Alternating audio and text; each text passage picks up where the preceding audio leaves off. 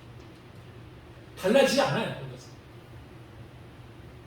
그러나 부와 번영은 이 세상에서는 잠깐 풍족함을 채울 수는 있겠지만 여러분 죽음 이후의 삶까지 책임져 준 것은 결코 아닙니다. 그래서 우리가 거지 나사로와 부자의 이야기를 통해서도 우리에게 이미 교훈하신 바가 되죠. 또 꼭 죽음 이유가 아니더라도요. 우리가 경험하듯이 부와 번영은요. 마치 신비루처럼 잠시 우리의 삶에 등장했다가 하루아침에 또 사라져 버리고 맙니다. 우리는 그런 경험을 통해서 사람들이 그토록 추구하는 부와 번영이라는 이 우상이 얼마나 험한 것인지를 우리가 깨닫게 되는 것이죠. 그러면서 지금도 수많은 사람들이 신비를 쫓듯이 부와 번영이라고 하는 이 허상을 쫓아다니다가 불나방처럼 스스로 멸망의 일로 뛰어들고 있어요. 이게 얼마나 정말 안타까운 일입니다. 이 데메드리오가 사람들을 선동하는 말을 잘 살펴보면요. 그것은 사실은 아데미를 섬기는 것이 아니라 부와 번영을 우상으로 섬기고 있음이 역력히 드러나고 있어요. 이 직접이 말하잖아요. 우리의 영업이 천하질 위험이 있을 뿐 아니라 이 영업이 뭐예요?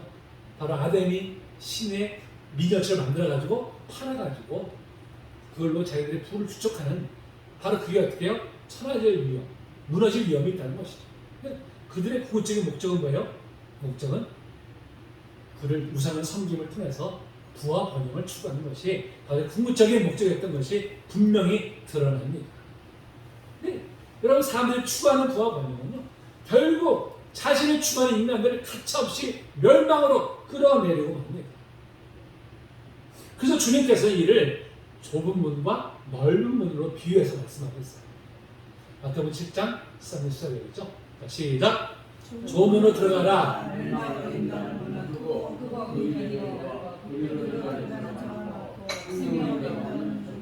길이 험착하여 찾는 자가 적음이라. 넓은 문으로 들어간다는 것은 뭐예요? 바로 세상의 부와 번영을 추구하는 것을 의미합니다.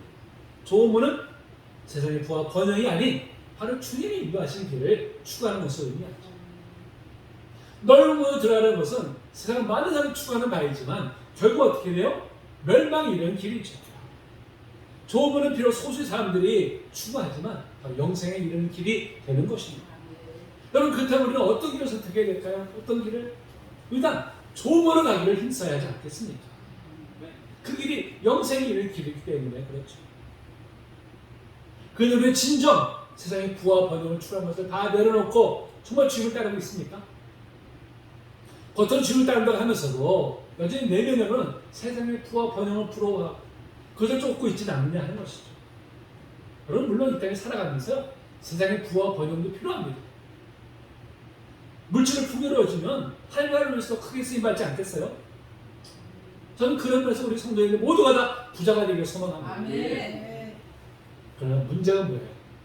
부와 번영이 수단이 되어야 되지 궁극적인 삶의 목적이 되어는 순간 이건 우상을 섬기는 것이 되고요. 결국은 멸망에 이르게 되고 마는 것이죠.